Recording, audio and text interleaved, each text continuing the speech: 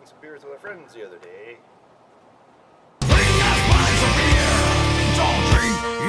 On this episode of Pub Wisdom, I talked to Thomas Anonymous. He's a fellow beer league hockey player, and we discussed the finer topics in and around why we play beer league hockey. It's deeper than you think. Check us out.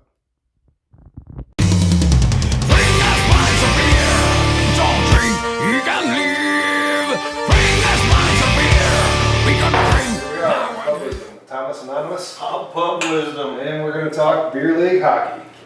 Hockey and beer. It's like peanut butter and jelly, man. That's next to playing, it's talking hockey and drinking beers. So, That's the best thing. beer league hockey, and especially guys like us over 40, why do we play? Why do we still do it? And why do we love it so much? I mean, what's your take on it? I know mine, and I can explain myself. What's your take on it? Shit, I could go for an hour on that. Well, that's what we're here for. Yeah, but it might be only 10 minutes of it is interesting. No, I mean, on the surface, it's a great way to stay in shape. Mm-hmm. And I find that it gives me incentive to try to work out the rest of the time, because otherwise, when the age is catching up, you're going to suck even worse if you're out of shape when you show up out there and get hurt. No doubt. So it was like, well, you know, I mean, I'm 60. I'm still doing it. You say 40. That was 20 years ago, and I'm not sure if I can remember 40 years old. But it's always the same every time, and I guess that's part of it too, is hockey's hockey.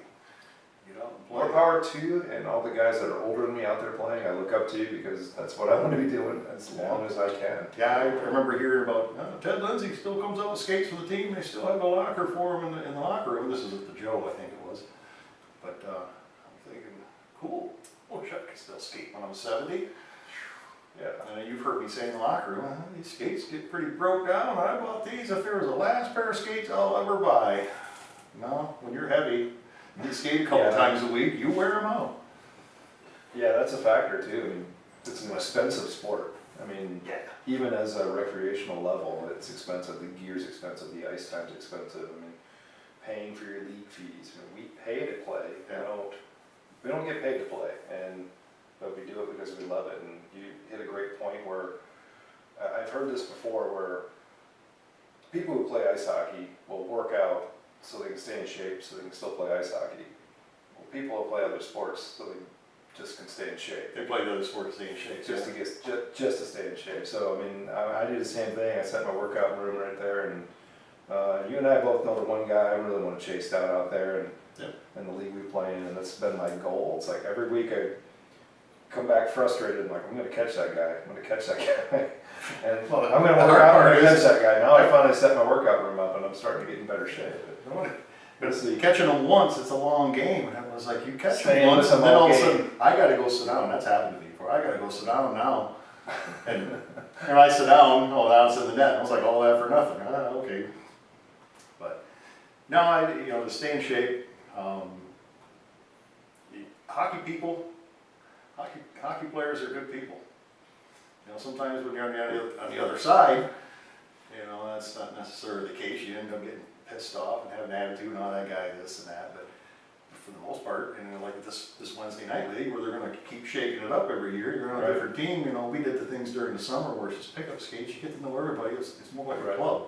Right. And so you get even the guys you're playing against, you're friends with them too. Well, like we're in opposite teams right now. And it's like, and that makes it pretty fun too, because like I said, hockey players are all good people. Kind of challenge it afterwards, sit down, have a beer, and shoot the breeze before the game, Sometimes even before stories. Yeah. The locker room, that's a whole other aspect of it. I mean, my Sundays, it was like you're supposed to grab a beer when you come in. You drop your bag, over and get a beer before you sit down, because you can have one while you're getting dressed, But that's, Sunday afternoon, you may have already had one earlier or something like that. Weeknights it's different, but yeah, like I said, it's a good way to stay in shape. It's good people, and then there's the actual game itself when you're out there on the ice. There's nothing else like it.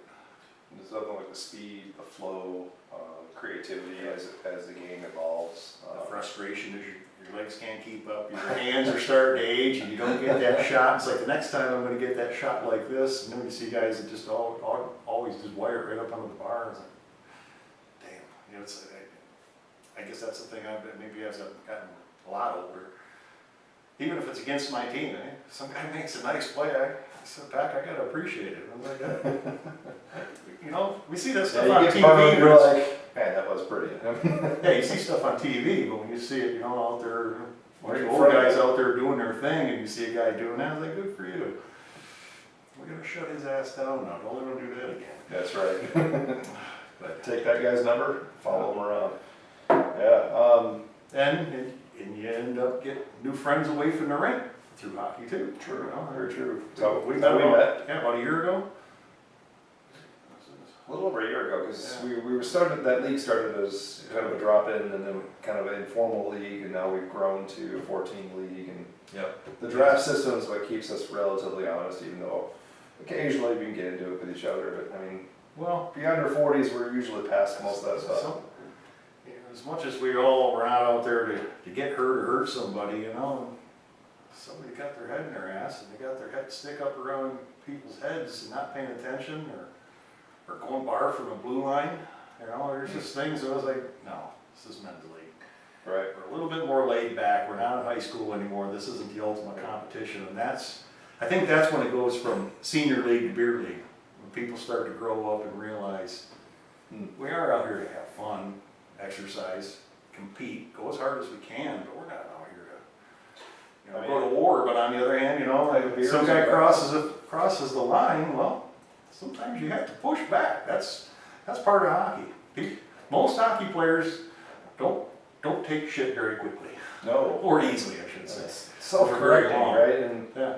you correct that person, and if they, depending on how they react, is depending on how you treat them beyond that too, right? Yeah, you know, It's, our mothers told us, treat others the way you want them to treat you. You know, at some point you have to say, so that's how you want me to treat you. All right. But at the same time, the reality is, especially as you get older and it becomes true beer league, you'll hurt yourself doing shit. yeah, that happens too occasionally. I've even through my 20s playing adult league, which I still refer to as beer league hockey, but I played like our scouts and stands. I played my heart out every night, right? I would sometimes beat up other guys, sometimes beat myself up, and sometimes get beat up too in the process. Going into work the next day, limping, bruised, cut. It's like, what happened to you? That was a good game last night. And it doesn't last for a day. Sometimes it's 2 days later before the soreness sets in. Yeah, now as you get older, it takes a little longer. It makes you think a little bit more. But sometimes in the speed of the game, you just you get caught up in the flow, and there's an element where the brain still thinks it can do, or thinks the body can do what it used to do. The body's not always with it, but yeah, I'm still battling that. I say to myself, I'm 60. Nah, I can still do it till I was 40. I can play that style in my head, it sounds right. Yeah, I was playing last Thursday night. And chased the guy down, playing defense, chased the guy down. He thought he was away free and in the net. I show up, take the puck away from him. I'm kind of new on this team, the defense partner says, oh man, I think that guy was a little pissed off. I heard him grumbling when things were going back up the ice. He's just playing hockey. Well, he was one of the younger guys out there. I think he just turned 40. He made it his mission to make sure the rest of the night nothing was going to happen good for me. Yeah, he got me twice from the point.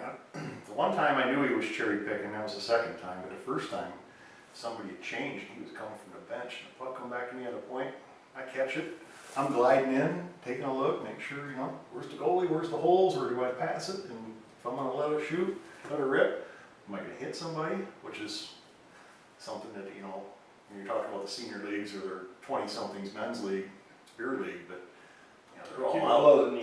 They don't have any concern for that kind of stuff. But it was like, yeah, you get in the older leagues, guys do. But anyway, just that hesitation. Just as I go to shoot, the old tap underneath the back of the stick and stick one up under the puck, and it was all I could do, just keep him from going and break away in the other direction. And the second time he was out there cherry picking, but that's when I realized what that partner told me. Yeah, that guy made it his mission because he got on me quick. He got to me at the same time the puck got there. Even though I knew he was there and I had to hurry, I thought he was far enough back. Nope. Did the same thing to me. Well, That's when you feel foolish out there, when you make the same mistakes twice, right? You know, if you got me for twice from behind like that, you know the old saying, shame on you, no, second time it's shame on me. That's right, yeah. But at the same time, now here I am, less than a week later, and I'm laughing about it. It was a good time. Yeah. You know, and that goes back to your original question. There's just, shit happens out there, and it just, if you have the right attitude, it's fun. Definitely is. I think that there's a correction factor that happens out there for whether you think you're a tough guy or you think you're highly skilled. And no matter what level you play at, there's always someone out there who's better than you, Yep. who's tougher than you. And Yeah. you try to get a hot head, and someone will humble you. And that's the game keeps players humble in that respect. Yeah, and it's not just in the league you're in. You go play at the next level up, and you'll find out, oh, there's a whole bunch of guys, and it's like, no, I was fooling myself. Because maybe I was one of the better ones in this league, but you know, both of us have played out of state. You get down the south where the numbers aren't as high. Huh? Hey, you know, there's a few of us, but you know, tough. You said tough, or you know how fast you are, how you can snipe. But back here in Michigan, get the Detroit area. Now, there's shitloads of hockey players, and you can be humbled real quick if you're not. Yeah. Well, the funny thing I found playing down south is people came from a little 100-mile radius to converge on one rink. Yeah.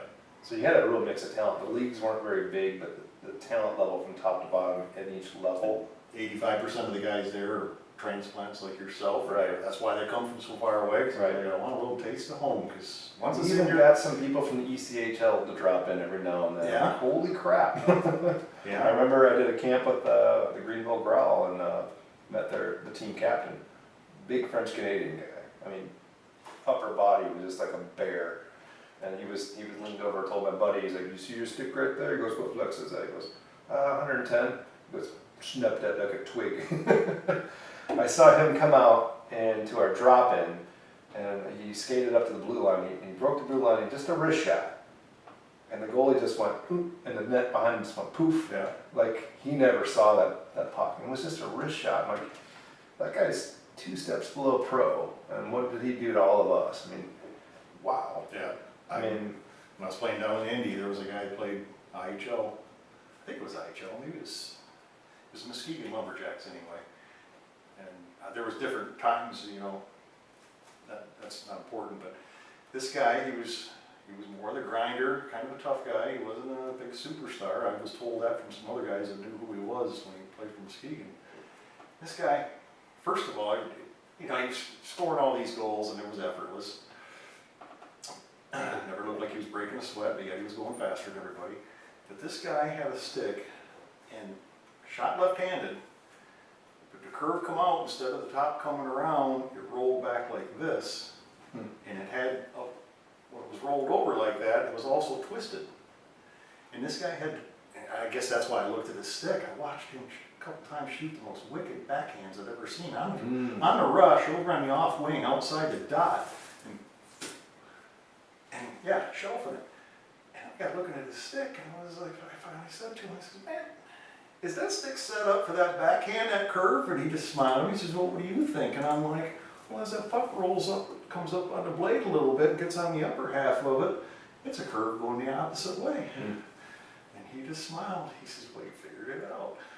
I said, yeah, but I could never shoot like that. I wonder if that was, Yeah, but his again, forehand wasn't great. he was so strong, he had one of those, I don't know if he did that when he was in the pros or something come up with later when I'm out here with all the beer league guys, I could do some tricks, I don't know. I could take my illegal stick out here. Yeah. And Yeah, that was a speaking good of try. that, I snapped one Sunday night, and you know, we played during Christmas, you know, because Wednesdays are in the middle, Christmas and New Year's are both on Sundays, and so I had to play the Sunday league a couple weeks. Well, I realized I bought a new stick during Christmas. That was my Christmas present to myself. That's something beer league guys do, right? They buy some kind of new piece of equipment for Christmas for themselves. Right. But no, I snapped my shaft on the stick here last Sunday night, and when I get to the bench, I realize I just broke one a while back and bought it at Christmas. Yeah, it was my last Sunday night game, the one before Christmas. And it was like you were talking about. Yeah, it's an expensive sport. Yeah, I mean, composite sticks, I mean, just a relatively cheap one these days is around $100. Yeah, I think I spent $160, and I had to shop a little bit because all they had over there to Pier Hockey, I think it was, is that there's $300 plus sticks. Yeah, And I'm like, back to our topic, where's the beer league sticks? You know? Yeah. And they are a little more durable, but, you know, because they don't have the Ultimate Flex super thin like the high-end sticks. But yeah, both, the one before Christmas, just got hit with a shot. This one here, me and the guy both came to the puck at the same time. It's coming straight at it. And yeah, folded the shaft on that.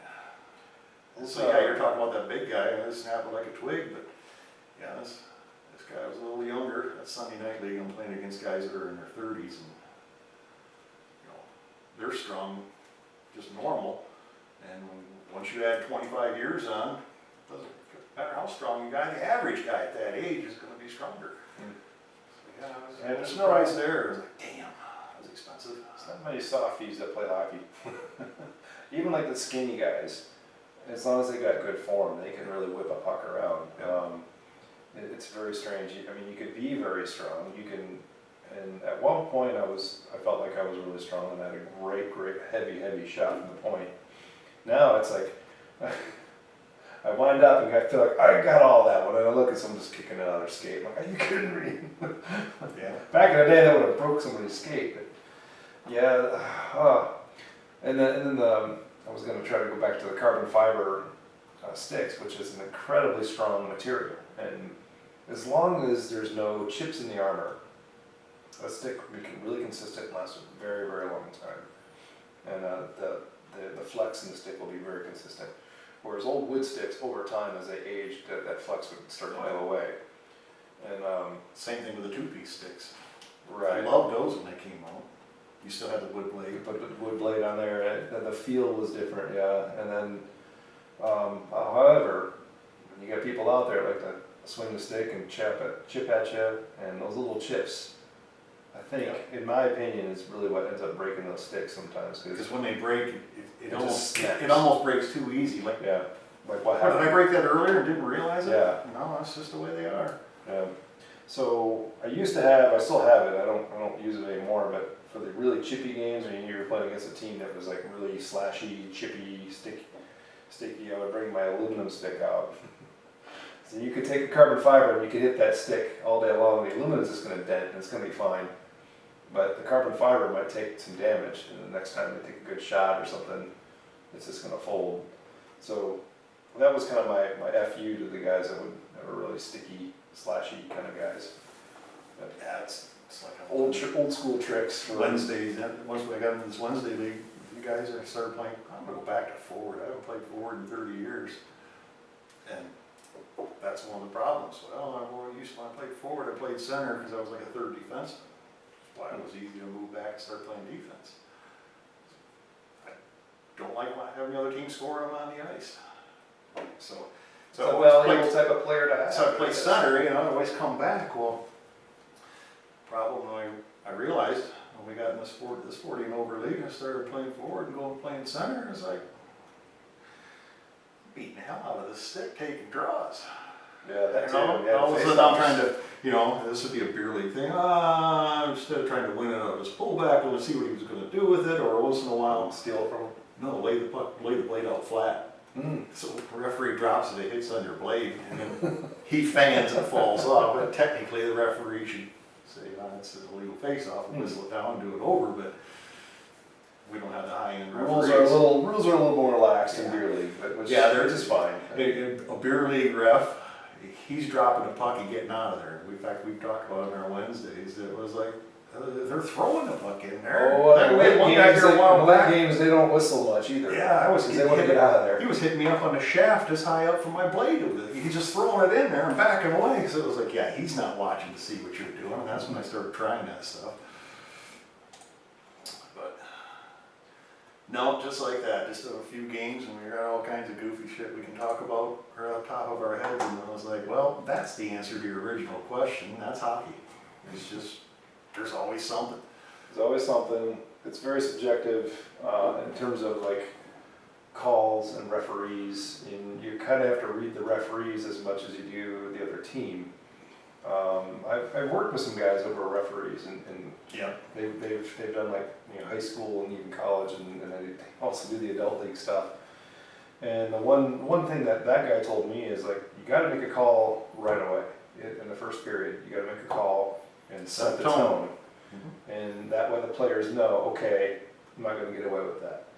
He said if you wait till the third period and start making calls, and people start getting chippier and chippier as the game goes on, then you got chaos as soon as you make a call, and then some people lose their shit. And you didn't call that one earlier, now you're calling this one now. When I used to coach, that was a pet peeve of mine. It was like, you're going to call that ticky-tack thing early in the game, and then later on in the game, you're going to let something go because you're going to let them play.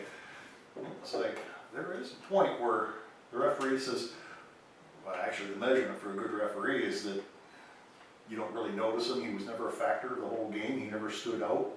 Just kept everything quiet, and everybody was playing hard. But it was like, if you get too far of calling ticky-tack and then letting it go at the end, it was like, well, now you're becoming a factor in the game, because now you're letting them get away with stuff that you punished us for earlier. So that's something with hockey. You can get a lot of bitching. On baseball, I think it's balls and strikes. Everything else is, you got lines, and did the ball touch it, or did he keep it in his glove, or whatever. But in hockey, there's so many gray areas. Yeah, and because the game's so fast and there's so much flow to it, and the referees are on the ice, they're moving too. So what you might see as a fan in the stands or on the TV, the angle from the camera might be a completely different angle from what a referee sees. And if you take the same exact thing and you show it from two different angles, sometimes it can look like a penalty in one direction or the other, and which is kind of why you see so many fans get upset over that kind of stuff. Now the days of replay, there is a lot of times in it, they're doing it's like, damn, I think you're right. Yeah. We had to watch it 3 times, it's super slow, and I think Yeah, and most they often they get it right most of the time. Yeah, I'd say most often they do. I know The NHL referees are high level, the beer league guys are at the same level as we are, so there's not as much speed, there's not as much flow, but that's the speed referee they are. Right. They seek out their leagues, the guys coming up, they're gonna start doing the triple A's and try to get, the juniors and I've yet to see a terrible referee, at least in our area, and I've played Fraser and then many of the suburban ice hockey rinks, and of course the Onyx, but I'll still call it the Onyx. I'm going to call it the Onyx because, me too. just like Pine Knob, we called it Pine Knob instead of DTE when they took it over, and it's Pine Knob, and now guess what? It's Pine Knob once again. It was Pine Knob when I was a Because- kid, and I never made it there, and then moved. I was gone for all those years, and when I come back, it was DTE, and just recently, now They it's changed Pine it back to Knob. Pine Knob. So guess So what? When the fan, this past summer, I finally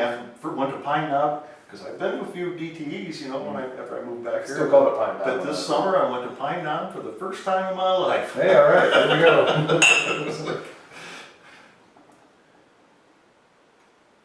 But So the Onyx, always be the Onyx. because if you call it suburban, well, which suburban? What is it? Right, because Well, there's at least 3 or 4 in this area, and then there's, I think at least a dozen of them in the whole Detroit area.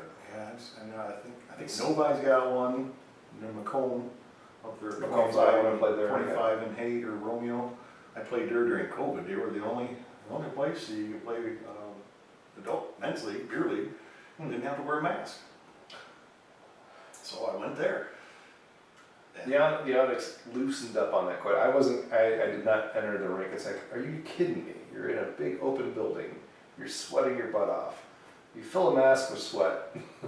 It's just gonna waterboard yourself out there. I'm like, I'm not into that. Yeah, well, you overeat.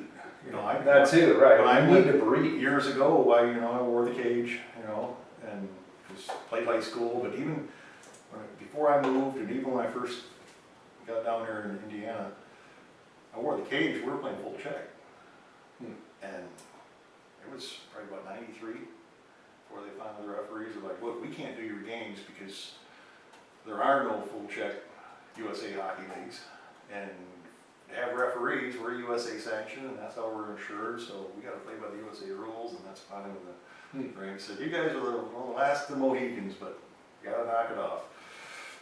Which, there's stories. Well, yeah, I could give you stories from that because we were playing full check too. But anyway, I can get sidetracked. So I finally went from the cage and I went to the half shield, and it was like the air that I was breathing was like 25 degrees hotter instantly. you know, and With a half the shield only comes to your nose, so you'd think, Right. what are you talking about? But the air was getting trapped behind the shield, Really? and all of a sudden I just noticed a huge difference in heat that I'd never experienced before, because with a cage, you just got all the flow even in by your eyes, Interesting. but it took a little bit to get used to.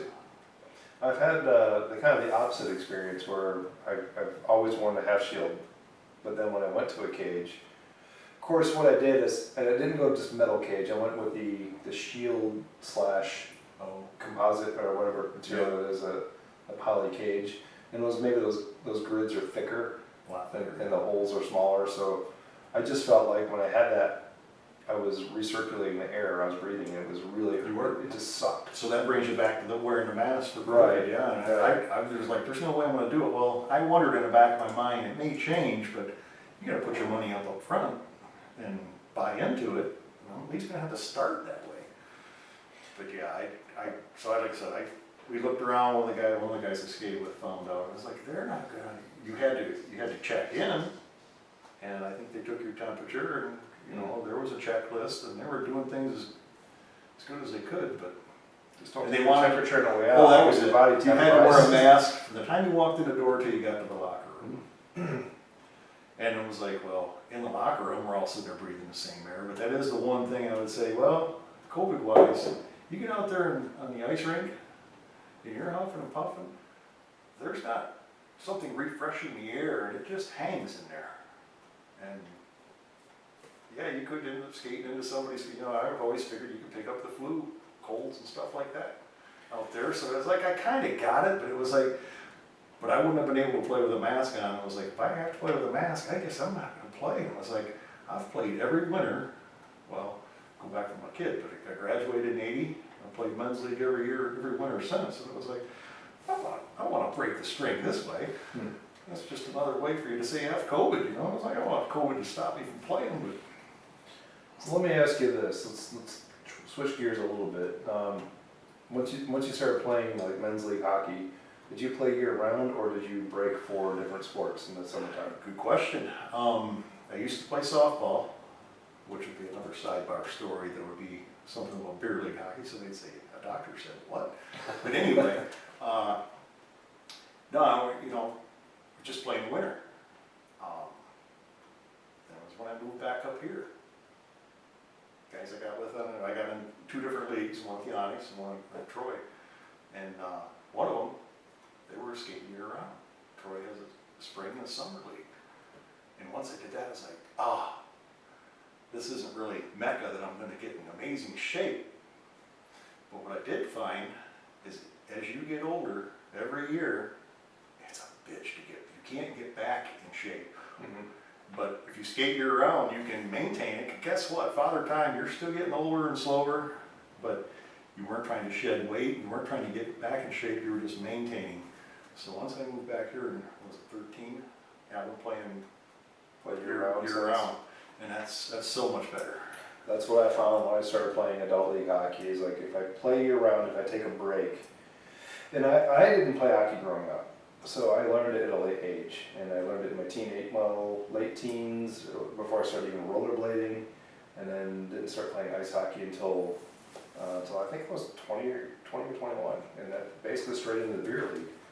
And I was in great shape, I was fast, I didn't have a lot of skills, but I had a hard shot, so I moved right up to a B league, which I thought was pretty amazing at that point.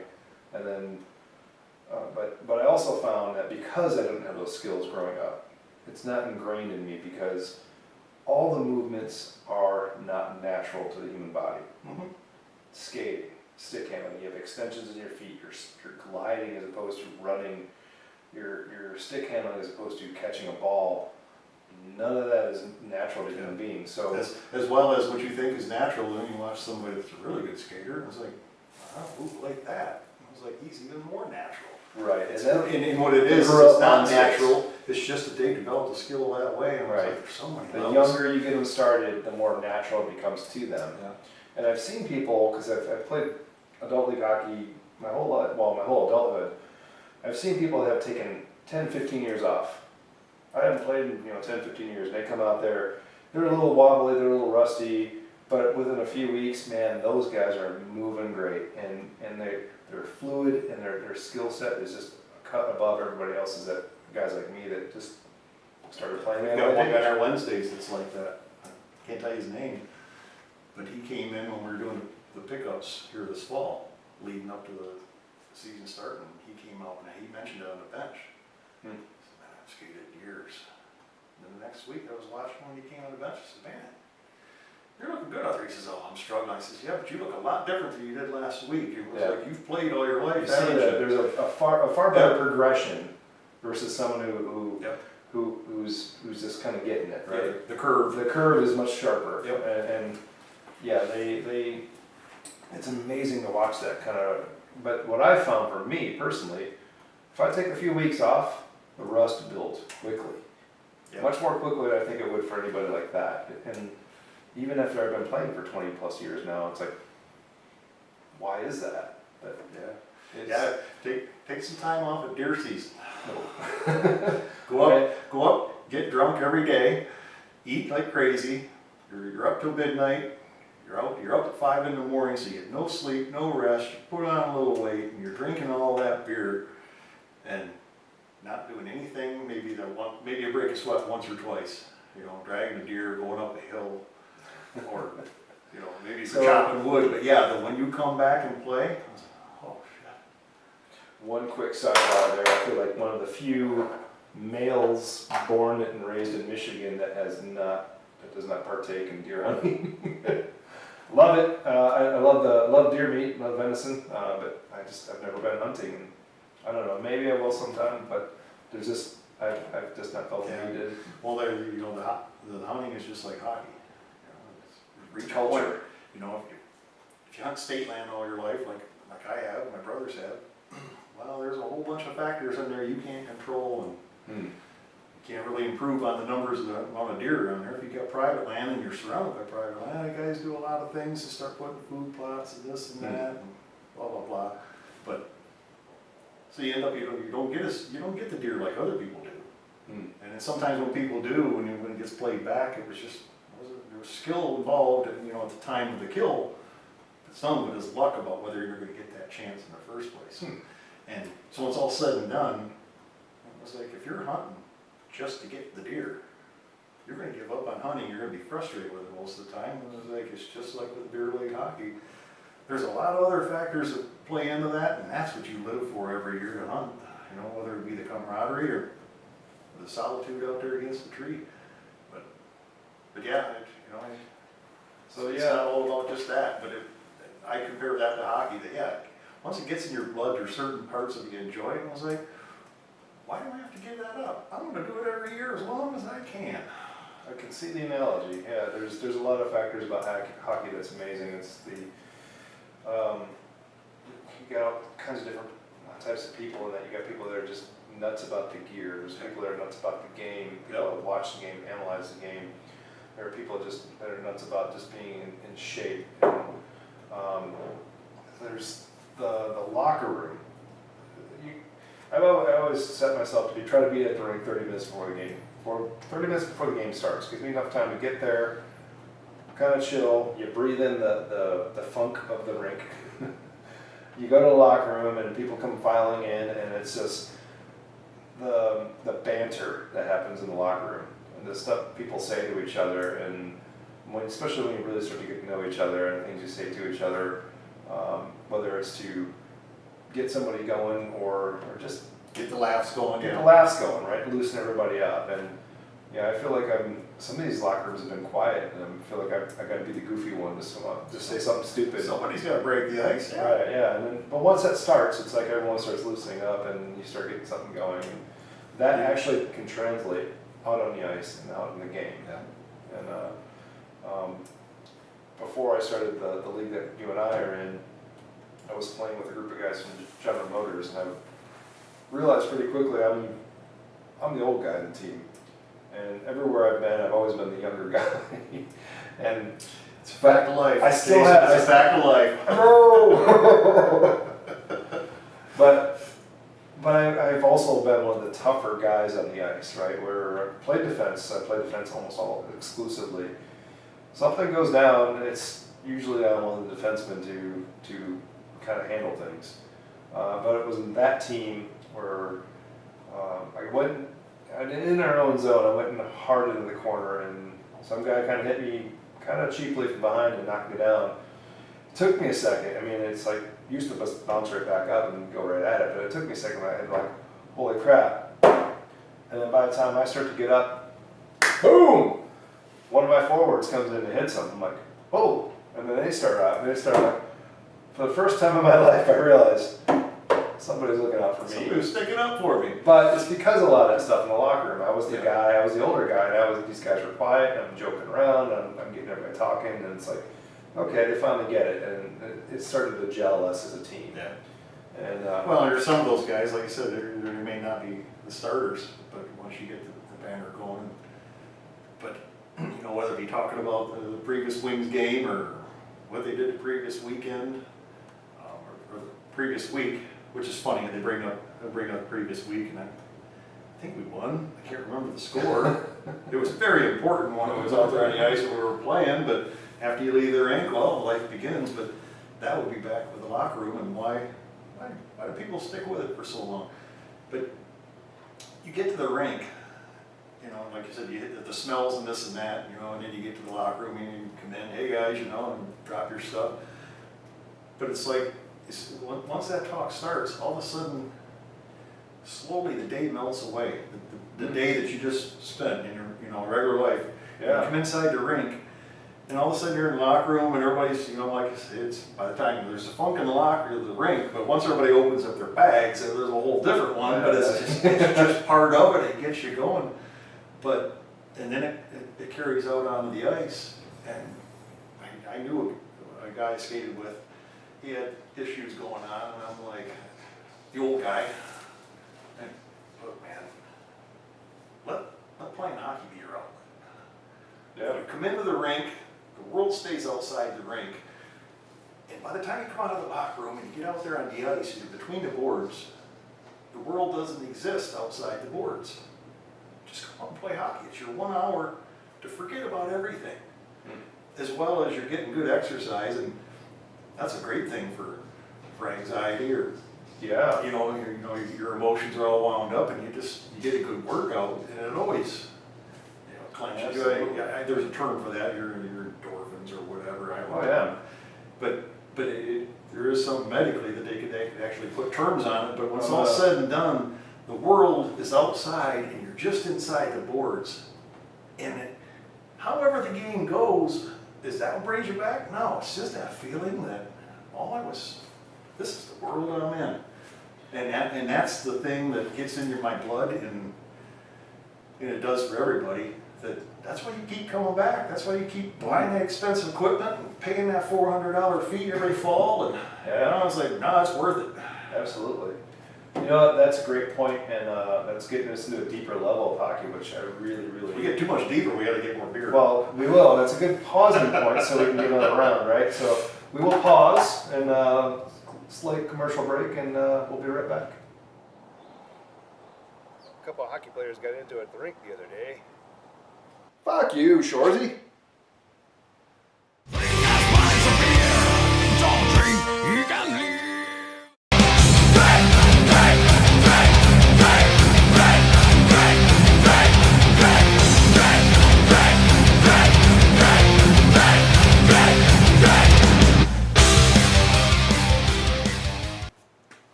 Fuck you, Shorzy. Alright, so we're back, and we're kind of getting into the deeper levels of hockey and kind of the more physical and spiritual things. Yeah, this is a great meme I saw recently, how tough hockey players are. But we were getting into, Move up a little bit too. you were talking about how, leaving your worries behind and playing the game and focus on playing the game. I'm a kind of a neuroscience nerd, and I understand, like, when the stress hormone is cortisol, and what you're supposed to do, cortisol is supposed to give you kind of a burst of energy, fight or flight, and that fight or flight response is basically exercise, right? You're running or you're fighting. And that burst of energy, that burst of adrenaline will clear the cortisol out of your system. most people run around with stress all day long and they don't exercise or don't actually get in a real fight or flight. And that cortisol settles in your system and it causes bad things to happen, especially over time. And you're right, when you get out there and you play hockey, the exercise level of hockey is above and beyond everything else. It is, you're going to be in an adrenaline rush. You're going to be pushing that stuff out of your system and you're going to be sweating it out, and it's really good for you. And I've looked into some things, and I've read some studies that people have done on the exercise level of ice hockey. So if we play for, our games are typically 45 minutes long. That time frame you're playing, you're burning the same amount of calories because you're bursting and settling, bursting and settling, bursting and settling. Your heart rate goes anaerobic, and it goes up and down, up and down, up and down. When you run for the same 45 minutes, straight running for 45 minutes straight, your heart rate goes up to a certain level and kind of planes off. Mm-hmm. The calorie burn is exactly the same between running for 45 minutes straight or playing 45 minutes of hockey, where you're going really hard and you're getting on the bench, you're catching your breath, and you're going right back out there. And typically when we play, there's two lines, right? You want 10 players, 5 on the ice, 5 on the bench, and you're hopefully shifting evenly, right? And so you're playing half the time. So your time actually running around is half of what you do when you're actually just running, like a marathon or whatever, but the calorie burn's the same. And when you're doing that, you never spike. right. Yeah, Unless you somebody get comes up to a certain level where hockey you spike. Unless maybe a dog comes out and chases you and you have to go hard. It's like, oh yeah, it's like a breakaway. I got a breakaway as long as I don't let those guys catch me. Shoot the pitbull. Yeah, when you're a jogger, yeah, it's one speed all the time unless something changes, but normally, yeah. So yeah, there's a physical, biological cleansing when you go through that, and yeah, it's necessary for pretty much all humans to have something like that in their lives. And I think it's why so many people are really addicted to working out, because it does good things to you. It does good things for you like that. And then back to beer league and adult league, whatever you want to call it. The old saying, a body in motion stays in motion. Those are true words. Yeah. Truer words than ever been spoken, I guess would be the cliche there. But yeah, you sit in a chair, and nowadays, with our society, everybody's in front of a computer. Right. Look how many people Jobs after are COVID, there, yeah. look how many people they discovered. You know, it isn't they discovered it, their company discovered it, and our people can work from home because most of everything they're doing, they're not hands-on. Yeah. No, they can just sit there and do all that. Now you're sitting on your ass. Not only if you're at work, at least you got up and got moving and you take some breaks and this and that. When you might be at home. Of course, I think there's people who get a lot of projects done at home. once it's set in. But anyway, yeah, we've become a sedentary society. Mm-hmm. We sit on our ass a lot. Yeah, and Then you have when you're talking about stressors. all that stuff builds up, and then and it's just like with injuries, things atrophy, and after a while it gets hardened up, and you can't flush it out if you want to. Yeah. It's not just a quick half-hour workout. It's going to be gone. No, it's stuck deep in your.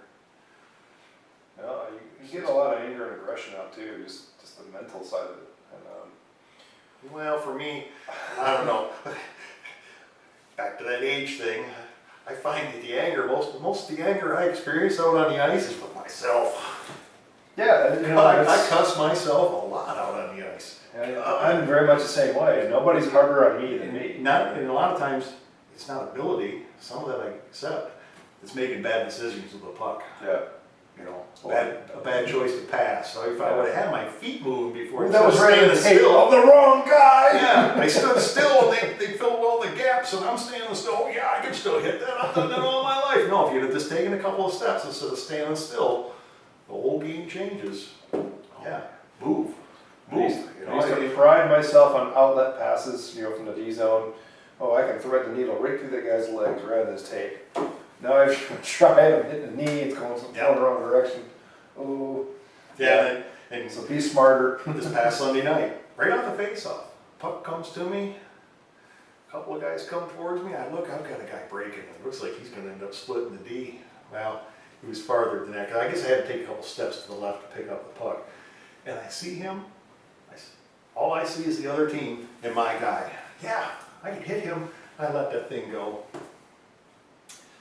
Yeah, doesn't go very far, and call whack. I hit the referee right in the legs. He's still standing at the center dot, and he's got himself as skinny as he can, like, you see me, asshole? No, I didn't see you. And I hit him in the thigh, because I was trying to get it over the sticks coming in front of me. So yeah, lower thigh. And it wasn't super hard, it didn't hurt him, but at the same time, even as I'm turning away, I look, and he's got the look like, I'm getting a penalty for that. looking at. And yeah, goes from one of the other guys before it's all said and done. It ends up in the back of our net. And it was like, there's nothing that pisses you off more than making mistakes, making a dumb play. And then if it ends up in the back of your net, now everything stops. So you've got plenty of time to cuss yourself about how stupid. Yeah. I played all these years of that dumb. I was like, well, you get a little tired to make bad decisions. Yeah. And you mentioned 10 guys. No, I've had some teams where we play 3 defensemen almost every game. And I've had 3 games this year where we didn't have enough guys. We only had 2 on the bench. We tried one time, well, we'll just rotate through and just take whatever position the guy comes off. And I realized, you go sit down, and you aren't asking more hits the bench. And some other guys turn like, oh, please. And I was like, well, if that's all more rest I'm going to get, there's no recovery, I might as well I'm playing defense, I'll just stay on the ice. But what I was getting at was what you were talking about earlier, is that you play marathon mode. You're like a jogger, because now you're never stopping. So you never go 100%, and you end up trying to play smart all the time, so that you don't overcommit, so that you're always in position, and try to just shut them down for the whole game. The problem is your forwards are that tired too. Well, they're not attacking, forechecking, or controlling the puck. So the other team's got the puck the whole time because they got enough guys, and they're not tired. And now you're under siege for an hour. And it was like it's a whole different game then. And I don't hate it that much when I do it, but for a couple days after, it affects me. I'm wore out, no energy. And I was like, I got to quit playing that kind of game. But there are times where you have to play like a jogger does instead of when you got enough guys, you can go hard, go sit down. Go hard, go sit down. Yeah. Yeah, so you brought up the point of a body in motion stays in motion. That's physics 101, right? And the body at rest stays at rest. And the second part of both those statements is unless acted upon by an outside force. I learned that physics lesson a long time ago, early 20s. I'm playing with, again, some guys from General Motors as a drop-in, and everyone always remembered about this one guy who would show up. He was probably in his early 50s. Oh, that's guy, he's the man, that guy's the man. And apparently he played for U of M in his college years, and he was a great player. I could not tell you a name whatsoever. So he would probably be kind of in his 70s by now. But I would notice this guy, he was always circling, always circling, always circling. Yep. And I was the young guy in that group, and I had speed. And didn't play forward very often, but every now and then I got a breakaway, and I'm beelining, and I'm like, I got enough time, I can actually start picking what I'm going to do to that goalie. Next thing you know, I just got clipped, and I went down in a heap, and I went right in the corner before I realized what was going on. I'm like, what the hell happened? It was that guy. I was playing against him. But it's like, I had open ice. Where did he come from? Well, I went straight. He was circling, right? So the puck chipped, and I went straight, and he was circling, but he had a speed built up, and he caught me. The upper level skaters are on their edges all the time, so Right. they got centrifugal force working for them, even though they're going this direction. No, they're on their edges, and they're actually circling, and it slings them. And it takes less energy to glide than it does to start and stop, right? So I got the puck, I think it must have been like someone tried to shoot it in, and I stopped it, and then it bounced off me and went up, and then I just accelerated. But as I was accelerating, it's like I got the puck, and I've got space, and I'm actually looking at the goalie, which corner am I going to pick? And then that guy just came out of nowhere. To me, it came out of nowhere, but I realized that, and I watched him after that, and I started realizing that's a better way to play, because a body in motion stays in motion, and it takes less energy to accelerate from a certain speed than it does from a dead stop. And I know you're a car guy too, and we know engines and dynos and stuff like that, and we know accelerating from a dead stop takes a lot more energy than it does if you're already traveling at 50 miles an hour and you want to get to 100. So that's what happened there, and I've observed that. And okay, I've taken that on and I've watched that and Well, the guys at that level can read the play and they see it happening Right. before it happens too. right. And I do that a lot, but sometimes I make mistakes and I'm zigging when I should be zagging, but yeah, but I never know even that at it the pays pro level, off. sometimes the guy gets out of sync. Yeah, But when they're in sync, it's kind of the danger of it, right? yeah, you're reading the play, but at the same time, you get three forwards playing that way. Who's coming back and helping the defense? Oh, the defense are on their own back there. Well, so it doesn't work, and I think the Americans found that out against the Russians Yeah. at one time, or people did against the Russians, and Yeah. it was like, you can't have, it was back in the day, it wasn't Canada Cup, or maybe it was, but I think when they came in and they played all like NHL All-Star team, well, it was all these guys that were that style of player. When they all come out and try to play that style, they got embarrassed. Right. Yeah, It was like you can have a guy like that, but it only works if you got a couple other people working for him. Mhm. Then he can be out there cruising around and, like a better term, cherry picking. But he's You reading just the brought play. up another great point, which is about hockey in itself, where it's a true team sport, where you can have a bunch of great individuals like that NHL All-Star team, or you can have a good, really good team with a good system, and guess which one wins? It's usually the good team with a good system. If beats he the great executes players. the system. Right. It was like I was saying, you can shut down that guy that's really good, but then when you go sit down and he's still out there, well, the next guys don't play that, they're in the net. Right. Shit, Yep. And well, they all add up over the course of the game. But yeah, that was Team USA. They're old Herb Brooks. Yeah. That movie Miracle. I think it did a pretty good job on that. Yeah, what's his name? Kurt Russell. Kurt Russell. Yeah. From what I've seen and heard and read about Herb Brooks, as well as just his personality he studied the personality and he emulated that too. And I was like, man, he didn't get the credit he deserved in that movie. But He really transformed. But there was that movie. There's, they built up to the big game and then he won the big game. But really, the movie, if you're paying attention to it, there was a lot of sidebar shit going on, not just between the U.S. and Russia, and leading up to whether even a play, and they tried to portray that in the movie. Players from Minnesota and Boston. But the team that he put together, the people that were on the board, disagreed with. Right. You're leaving a superstar. That guy won't adjust and play the system. And it was like, you gotta have everybody bought in and everybody has to execute that system. So you can have a bunch of grinders, but they gotta play just right. Mm-hmm. And that means everybody's playing together, playing for each other. And it was like, that's hard to do, but when it works, like you were talking about earlier, you get that camaraderie and not a bunch of strangers. After a couple of games, we get to know each other in the locker room and we go out and we just take it out on the ice. Mm-hmm. That's one of the things that's cool about hockey. Right, and he said it, there was a line in that movie where he said, when he was talking to the other people organizing the team, he said, I'm not looking for the best players, I'm looking for the right players. Right players for my That's- system.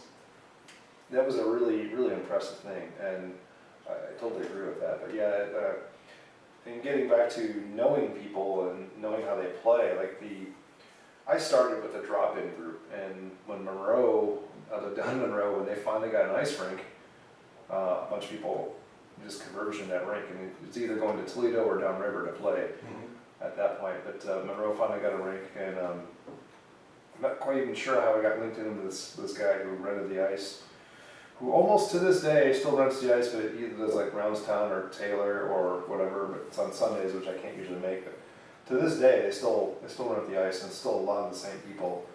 And when I go down and play with those guys, I know what those guys are doing. I know where to go. I can make a blind behind the back pass right on someone's tape, and it just feels so good because everybody's still playing the same kind of way.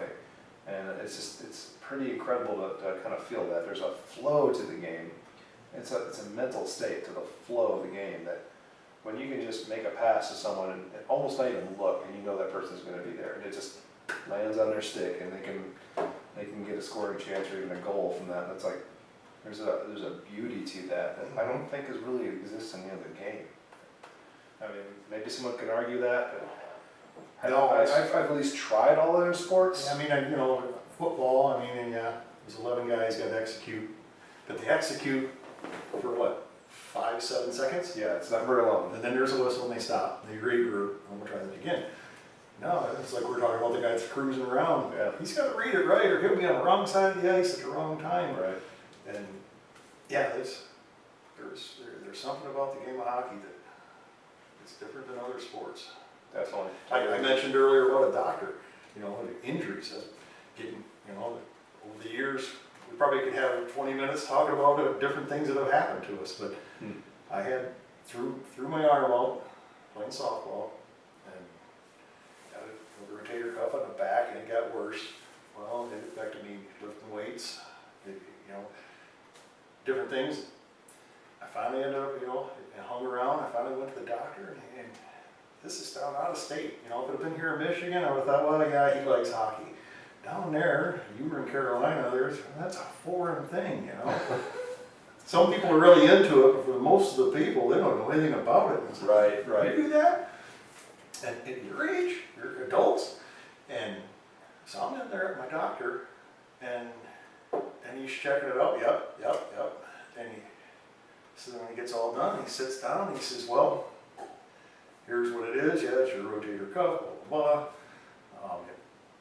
If it gets worse, you may have to have it operated on. He says, but if you leave it alone, you'll probably heal up. And he says, my suggestion to you would be quit playing softball and just play hockey. Yeah. Michigan doctor. No, this is Indiana. That's Oh, what I'm saying. wow, I'm out of okay. state. And I'm like, Oh. and I gave him that look that you just gave me. So that that look said to him, explain. And he said, you take all the sports that I've had adults in here hurt for, soccer, golf, tennis, add all the basketball, you know, with all the ankle, you know, rolling ankles and this and that. He says, you add all in hockey, add all those sports together, and he said they still wouldn't equal the number of patients I deal with that have softball injuries. Really? And he says, doesn't matter how much you warm up before the game, and do all the right things. He said, softball, baseball, but adults play softball. And he said, even if you're all warmed up, the game lasts for an hour, hour and a half. And he says, you spend most of your time sitting around, not moving at all. And then when you go to move, you're trying to move 100%. Yeah. And he said, with kids, it doesn't matter.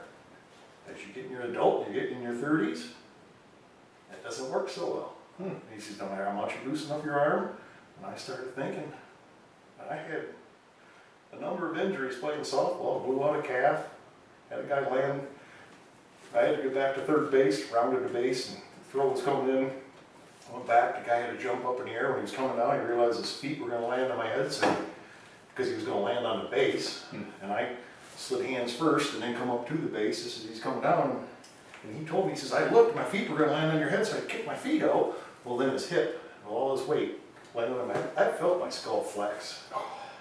And all the next thing I knew is I was struggling to try not to suck the dirt in off the field because my face was buried and I was out. And when I breathed in, I was breathing dirt. And well, that was choking me. And it took a little while before I could even get my wind to lift my head up. By then, everybody's around. But tore up the shoulder, blew out a calf, had the head injury. Those are baseball injuries. Had a couple times where I'm running in on line drives where guys would really smoke one because you play against guys that played baseball their whole life. Well, it was like the hockey thing. Some guys are just a level above, hit line drives, you come running in, you're playing outfield, go to catch that thing, the thing never dropped. You get it up here, I swear it broke your wrist, just above your glove. A few of those, I was like, I have been hurt more down here playing softball than I have hockey, so it's like, well, I can't play right now anyway. I never went back and played anymore, but it was like, you'd be better off just playing hockey. He says, in a lot of ways, he says, it's a constant motion sport. Yeah, you gotta worry about sticks and pucks and, you know, there's things like that where you still get hurt or some doorknob. Oh, I was just acting like I didn't see you. We ran into each other. But, you know, in our no-check league.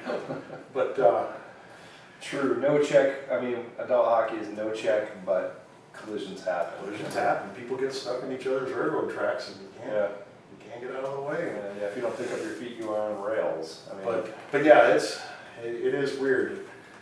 I was told that. I was like, you know, I gotta think about it. It is right. It's another reason why people would say it's so dangerous. I was like, but it falls in that category of a carryover sport that you can do as an adult and keep doing it as long as you stay at the proper level. The guys you're playing against need to be the same level as you are. So, all right, let's talk about injuries in hockey. What injury in hockey have you had that you kept playing during a beer league game? Have you had any injuries that you've just like All the time. you stayed out there and played? I mean, Yeah. what stands out first? I've had, when I was living up, moved up here, and then Tuesday, when I played Tuesdays, I got one just above, I was extended it just the right way where a shot came in from the point, and it got me just above the shin guard, but below the thigh pad on my pants. So basically it hit all bone. And the goalie said that in the locker room, he says, that was the sickest thud I've ever heard a puck make. And he says, I've been hit a couple of times, and he says, and I felt that way, but I never really heard it because it happened to me. But when you got hit there, I knew exactly what it was. And I was like, yeah, straight on the bone, and kept playing. Probably the worst one, and I was young and dumb. I was in my 30s.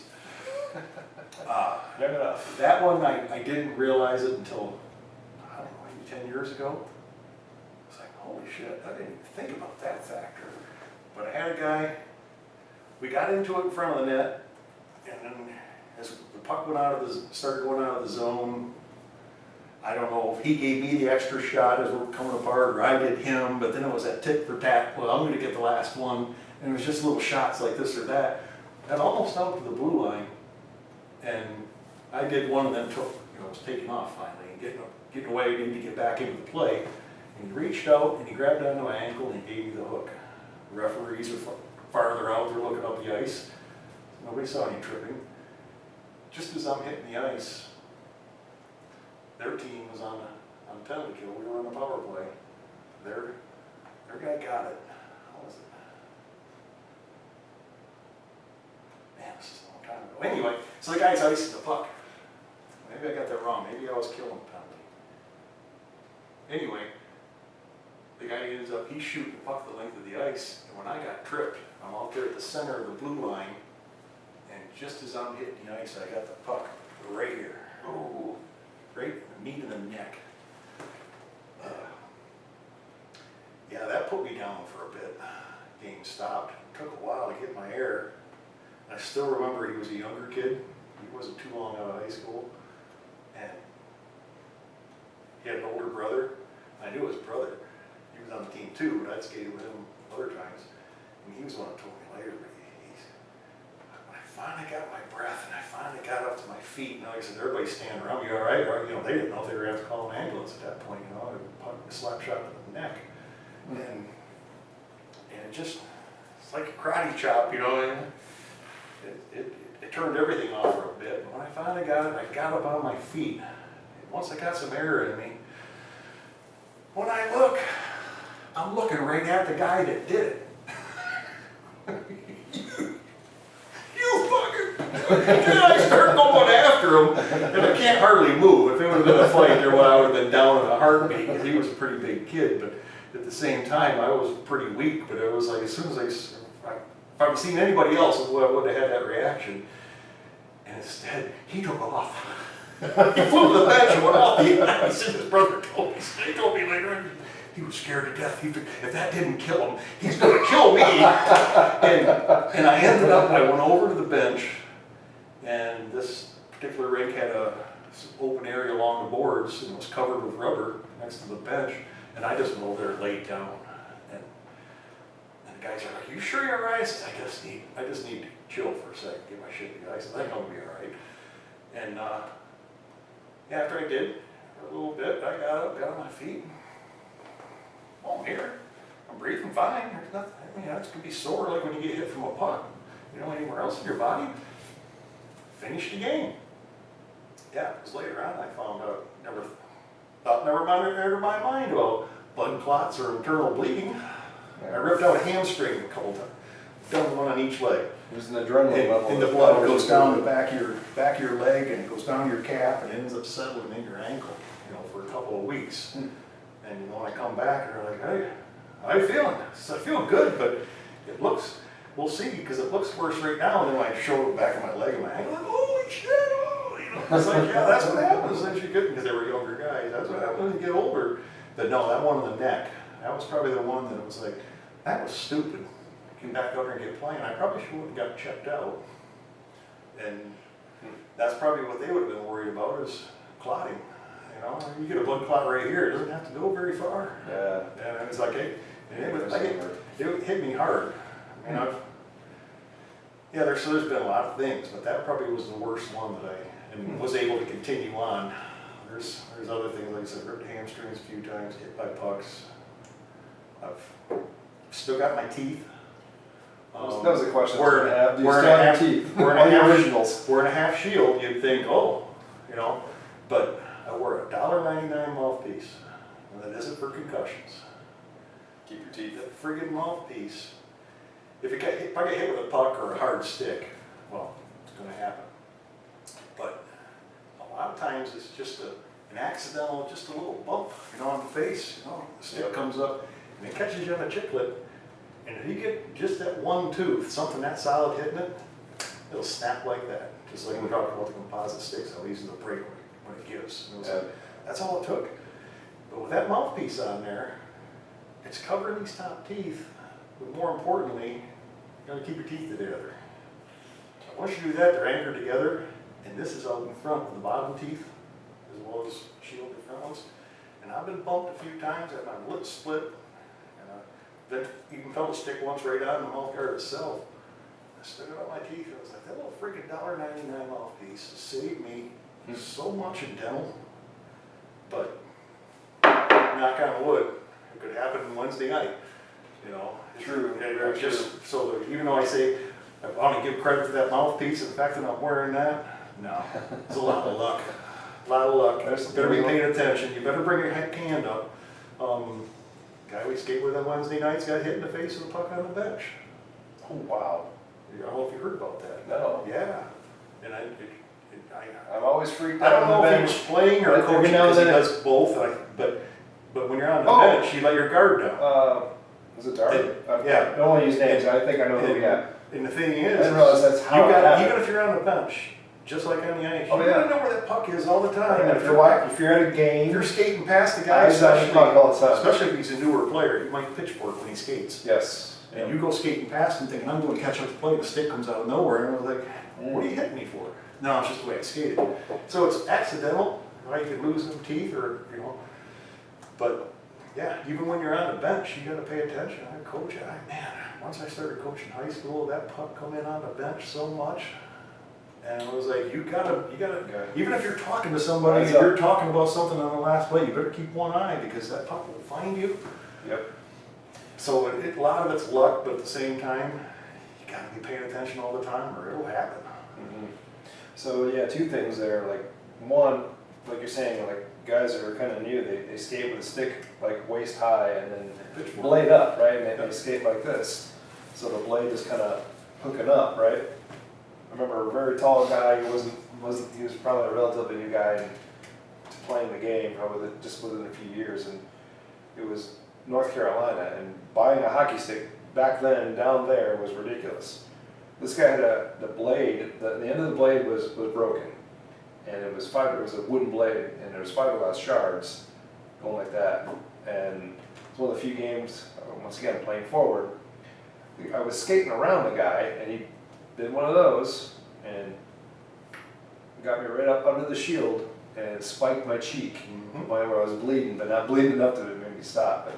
But I'm bleeding, and a couple of drips hit my jersey, and the very next face-off, I'm like, hey ref, I'm like smacking his stick, I'm like, you gonna make him change that? Ref called him and told him to get rid of the stick. I mean, Then looked at you and said, you're dripping, you gotta leave until it stops. it was sweaty, so I was wiping it up. I'm sorry, I said dripping. This is a hockey video, he was leaking. Leaking, yeah, that's right. So, but yeah, there was that, and I mean, it makes me think about the old adage of when Bob Probert used to play hockey. There was a thing that said, "Give blood, fight Probert," but there's another that says, "Give blood, play hockey." Yeah, I've got a bumper sticker that says that. Yeah. So, But I mean, you play the game, you will bleed. But I've played another one where probably my worst injury on the ice, and a long time ago, but it was broke a stick and everything. I'm playing defense and coming in from the point. I chipped the puck in and I had some speed and I had a head of steam.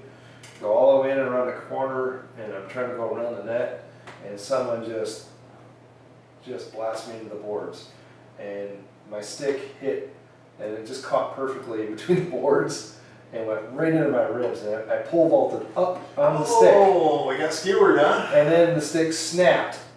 It was a brand new stick too. It snapped. I went down on the ice, and I got up. I was so mad. I was red-faced mad, and I wanted to kill the guy, but at the point I was like. I could barely breathe. I felt one of my ribs dislocate from my sternum, and it actually stuck out for a while. And it was hard. It hurt, and it was hard to breathe. And it's like I was mad because even back then it was probably $100 stick. It was brand new, and it shattered it. And like, oh, but kept playing, finished the game. You know, it's like there's a warrior mentality, and Yeah. and Well, the adrenaline's going, and that it's like guys in the war. How do they keep going?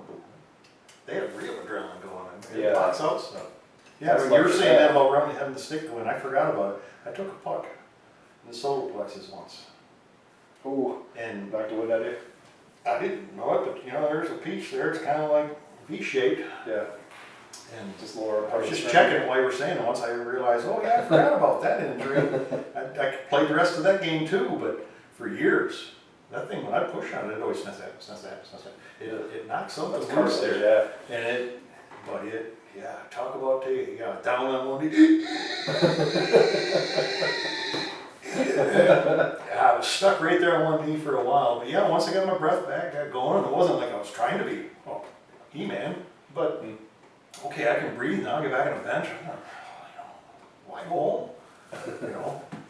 Yeah, I found out this one because I found out later. I was like, I could have had complications later on down the road, let alone whether I kept playing or not. But yeah, the number of, you play some defense as you do, the pucks to the feet, I don't know how.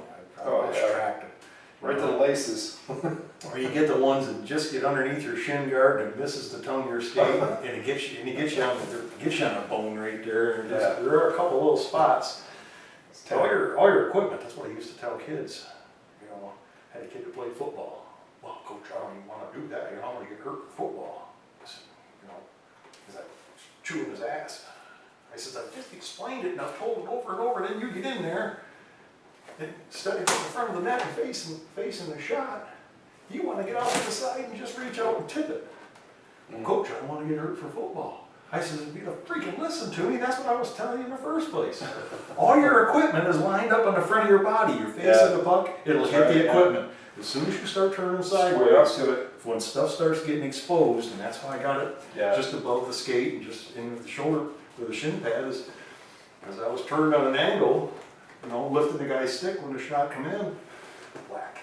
But the skates they have nowadays with all the molded support, and they got everything in the skates, you get hit in the foot now, you hardly feel it. They're better now. Back in the day when it was just leather and nylon. You hit the ankle, it could break an ankle, yeah. True. But yeah, when it was just leather and nylon, the bones will break. And even when you're facing the puck, if you get one on the laces, on the tongue, it'll hurt like hell, because all it is just a tongue. Oh yeah. There's not much there, but if you're facing straight at it, most of the time it'll either hit the toe of your skate or it'll come up and get your shin guard, because there's just a slight angle. There's just a little bit where it's going to hit you. But again, if you're facing the puck, but if you get sideways, catch one in the ear hole, you can't see it coming, you can't flinch, you can't move. Guys, where'd you hit the neck? And I told that when I got tripped. It was just as I was hitting the ice, I didn't even see the puck coming, just a whole whack. But yeah, you face the puck and your equipment usually will bail you out. That's what it's designed for. But still, facing it getting straight hit out. with a puck that's very common. You get hit and you keep think right it's on going, rubber. you don't even sit down. You think it's rubber, but when it's frozen, it might as well be a solid hunk of aluminum. Circular aluminum flying action. It's got a little bit of weight to it, but that's why I say aluminum, not steel, because it's still got some weight to it. But man, that's a hunk of metal coming at you, more or less. I was league commissioner for a few years, and if that's the proper term. And they had a guy, and I seen it. I had to have it relayed to me and tell me about what happened in one of the other games. I seen it in my own game, and it wasn't. I told him, I said, this has nothing to do with the fact he did it to my player.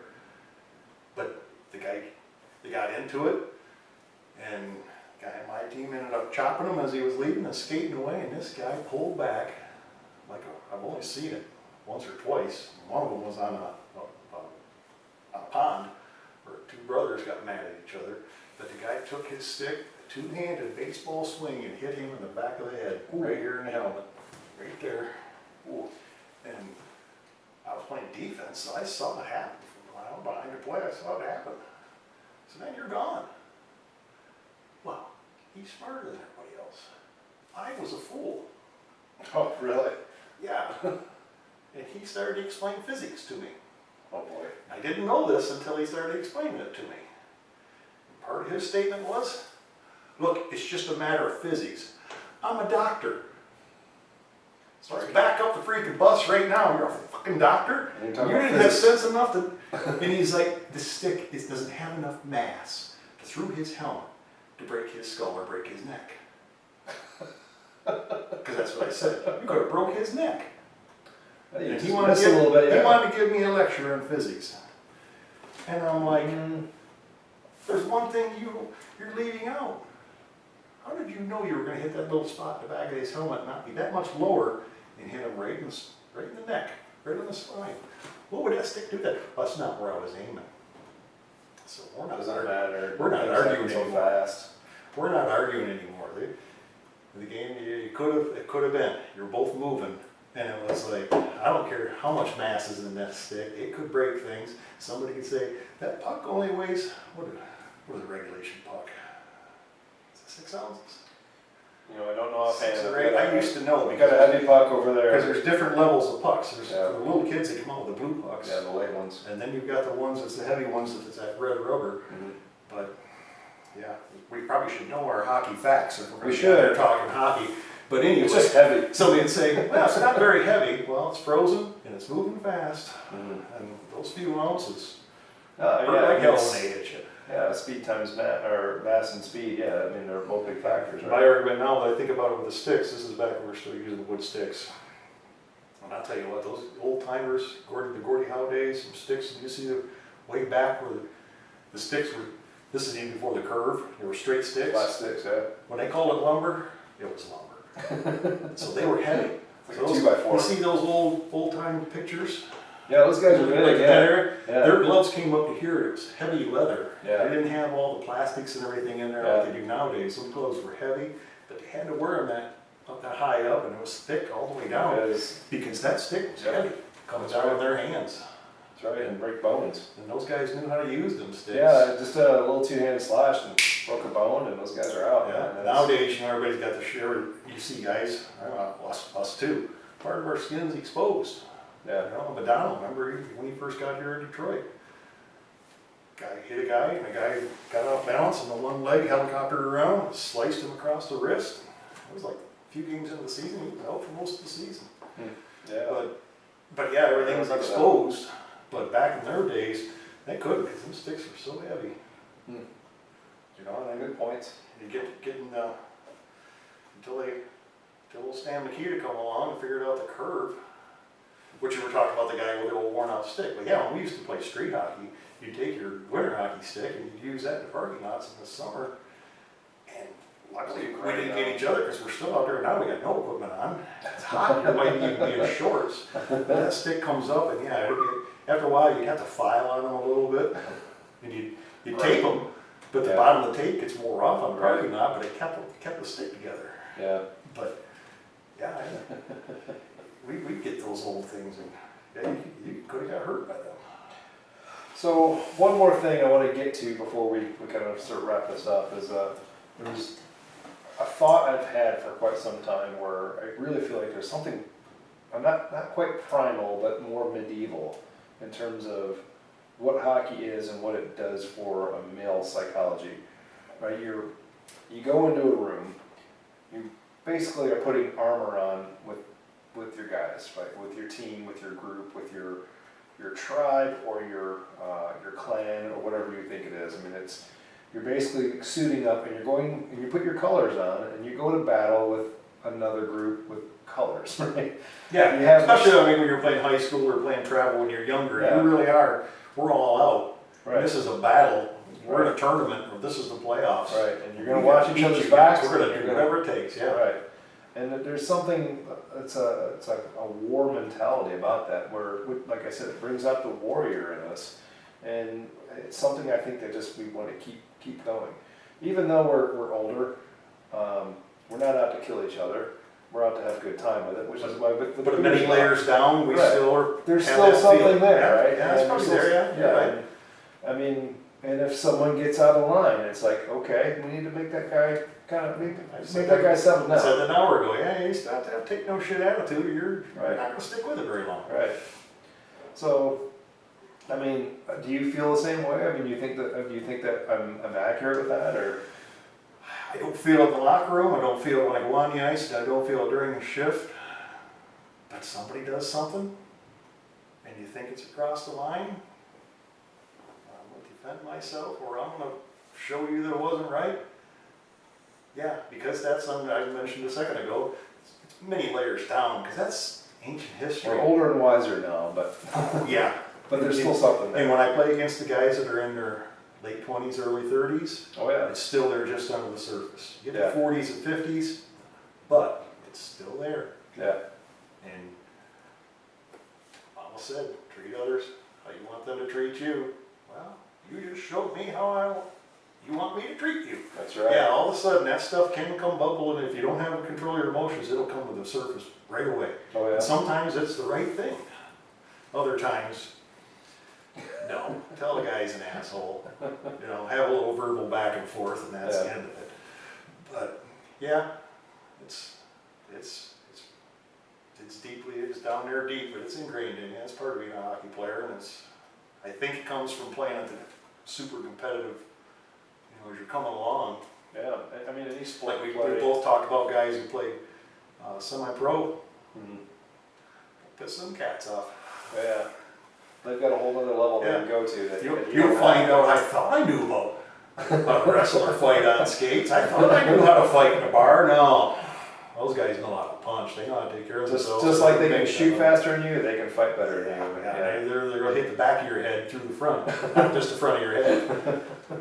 Yeah, everybody. You're right. It's there. It's tamped down. It's underneath layers, but yeah. And you said we're talking about men or masculinity, but I watch girls play hockey. I just see. I coach girls. I'd be an individual. And she's the only girl on the team, and maybe there's a couple girls in the league. Get up here, they got girls teams, got girls leagues. I'd heard the term before I moved here, but then I watched some games when I was up here. But when they use that term, chicks with sticks, they're no different than the boys. Yeah, they And are. hockey's that kind of game where it doesn't matter what the level is, if the two teams are both at the same level, it's kind of fun to watch the game. Whether you're watching little kids, beginners, or the high-end travel, the girls, watching some of the Olympics. And you watch the women's Olympic hockey is Women's actually one of Olympic my hockey. favorites to watch. You sit there and watch it, and it was like, you wouldn't know. They play, it's In all no honesty- different, and that's probably one of the things that's really cool about the game of hockey. Yeah, You get two teams at the same level, and it doesn't matter. They're going at it. And so yeah, that's hockey. I think is ahead of. There's always been women's basketball and women's softball, but I think women's hockey is one of those things. It was like, no, see, it's They play equal. with the same rules we do, right? Yeah. It's contact but non-checking, and they play with the same rules we do. So it's really interesting to watch. 'Cause that's They the have all highest. that accidental contact and chopping though, don't they? Right. And they get pissed off at the That's whistle right. with each other. And Oh, yeah. don't go too far with my So goalie. It's the same. It's the same level, or it's Yep. the same rules we play with at the highest level, right? So it's actually very interesting to watch, and yeah, those women are in phenomenal shape. Translates all the way down through the levels, and Yeah, it's so- it's one of the things that's cool about the game of hockey. Yeah, and U.S. versus Canada was always one of the best matches to watch, because I swear U.S. beats them every single time except for it's a gold medal involved. Anyway, but yeah, so women in men's hockey at our levels are allowed. I've always noticed, and I got my ex-wife into playing, and one of the reasons I did that was because she liked to work out. Wait a minute, because you wanted to play against her, or she wasn't an ex-wife at the time? No. Before we were married, right? So, Yeah. so I thought that's what you meant. I taught her to play so she could appreciate the game more. I mean, she was a Red Wings fan before that, and she could appreciate the game more as a player and understand that she wasn't gonna hold me back from playing, because back then I was still playing 2 to 3 times a week if I could. So once she learned the game and she appreciated the game, she loved the game, but she was always playing with the guys.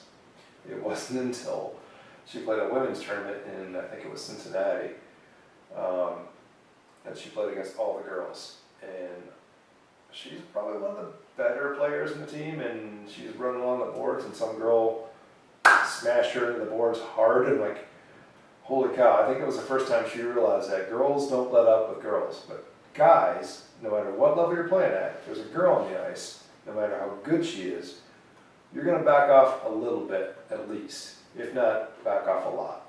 And I think some women that play with the men tend to get a little bit more of an ego because they think they're a little bit better than they are, because the guys are backing off a bit. But when they're playing against other women on a level playing field, like you were saying, it's all on, and they're going to go at each other. And girls can sometimes even be nastier with each other than guys, I think, in the adult levels. Well, that's kind of like when we were talking about as you get older, you realize you got to go to work the next day. Maybe younger guys might not give the extra space, but I find that even when, when I got these sporting over leagues, there's some guys I can tell they haven't been playing very long. Yeah. Back off, give them a little space, and if it's some guy that hardly touches the puck the whole game, I say, don't take it away from him. Let him have a little fun. Let him get the same feeling we do. Well, so we're trying to encourage them to play, right? Right, but it's the same thing. You see if you're out there playing against a lady, it's kind of the same thing. I'm not going to let you beat me. We're out here to compete. If I run into you, I'm going to win. But but I'd rather not do that, because it was like it's pointless. Right. And then you look bad for doing so. And men versus women, we're twice as heavy as they are. So if we do run into it, it's going to hurt them a lot more than you think you intended. And last thing you want to do, physics. Last thing you want to do coming out of a beer league, a men's league game, is doing something stupid to hurt somebody. If you got half a conscience, you're going to feel like shit for a couple of weeks. Next time you see that guy, you're still going to be apologizing to him. And when it gets right down to it, we were talking earlier when this first started. Afterwards, when I was the commissioner, we got a bar sponsors. We went up there a couple times after a game, and because somebody messed up and didn't bring beer, well, I'm like, let's go out and get one, because beer league, the definition, every week it's somebody else's job to bring the beer. And if you don't, do it bad guy.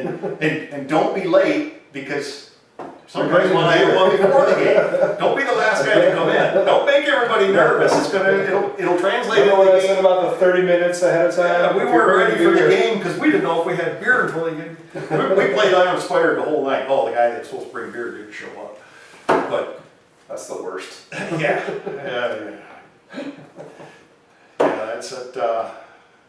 That's probably what the biggest pet peeve in beer league hockey. Although I got a couple of them. We were talking earlier about guys not showing up. I'm playing in one of the leagues I play in. Everybody's ranked, and you can get somebody to sub. You're required to get somebody to sub if you have a guy not going to be there, and he's going to have to be there as long as he's the same grade. You get him from one of the other teams or off the sub list.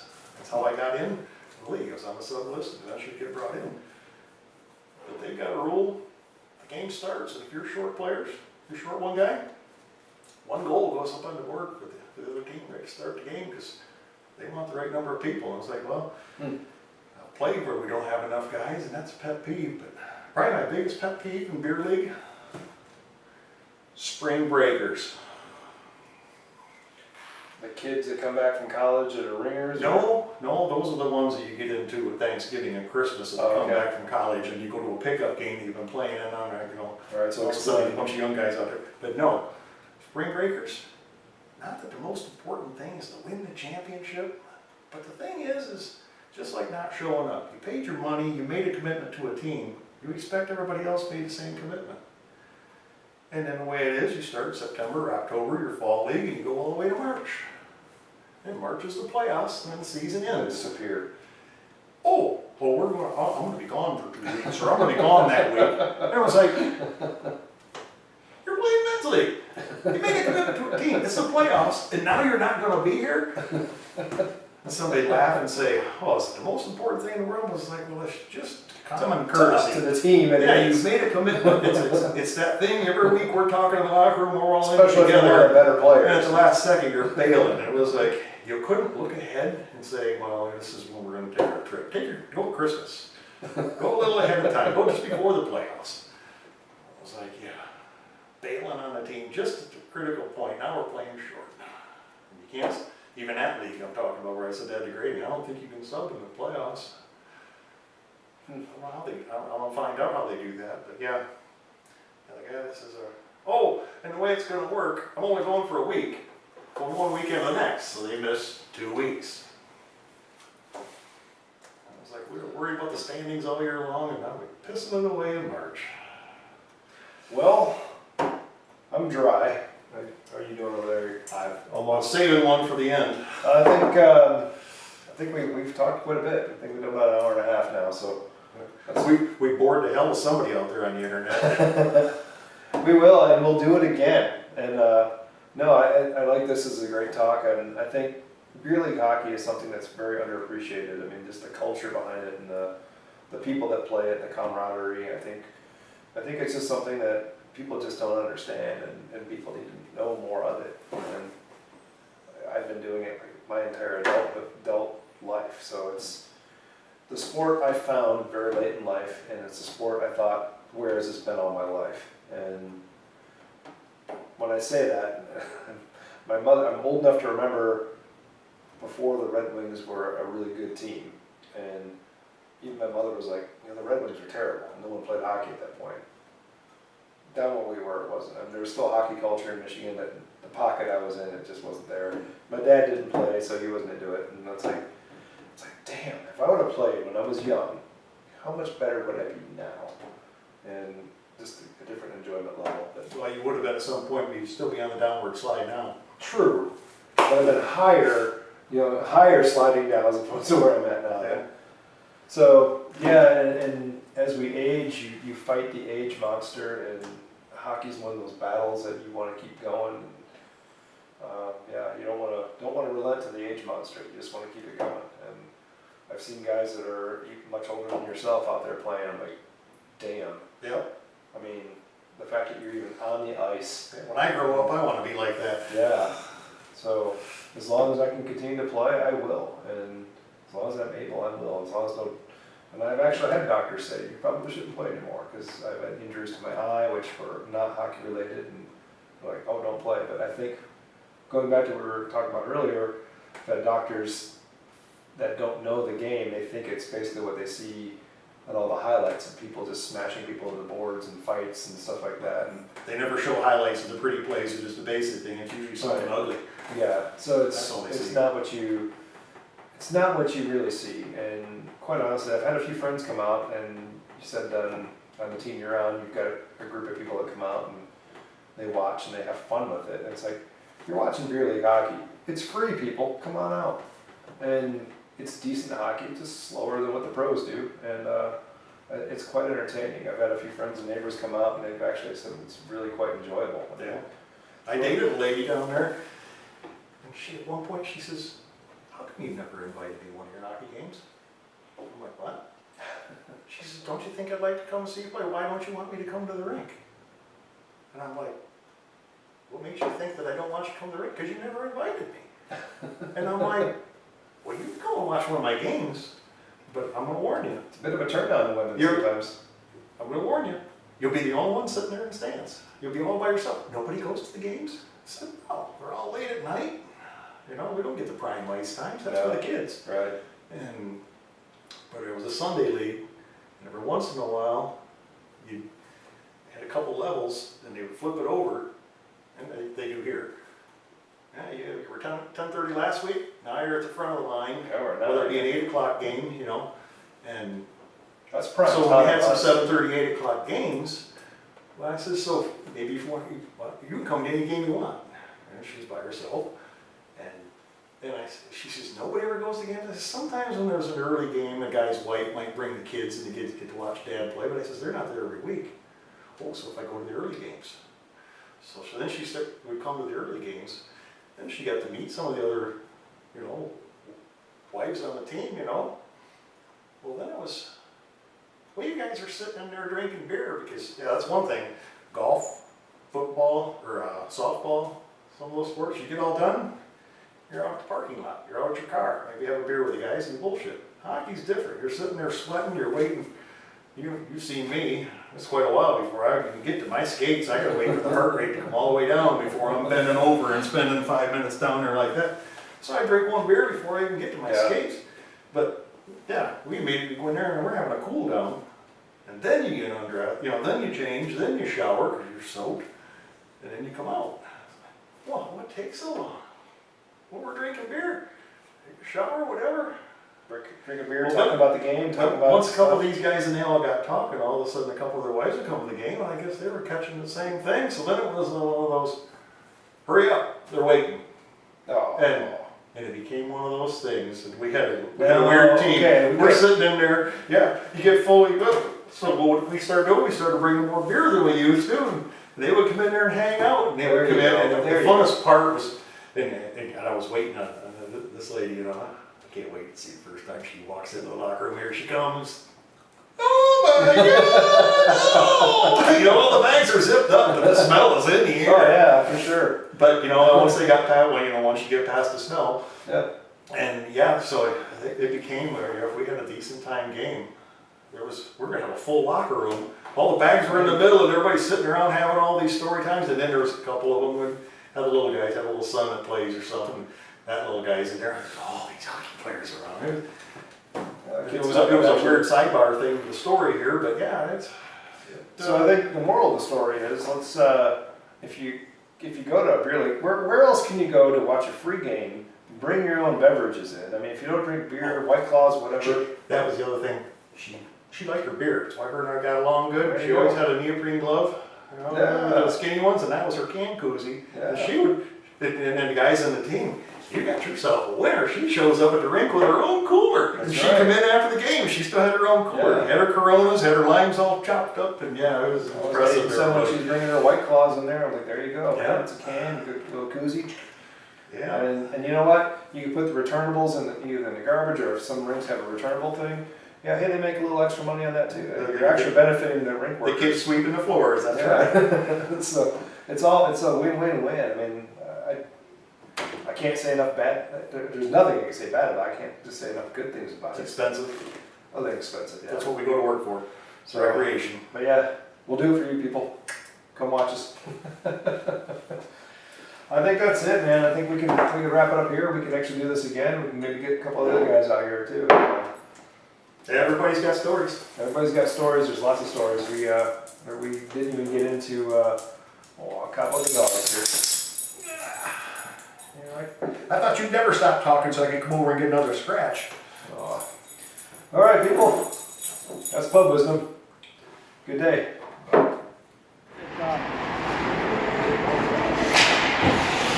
What they say is pretty much one of the better goalies in this league. The yellow. Our goalie said I think the yellow goalie is one of the better goalies. Yeah, but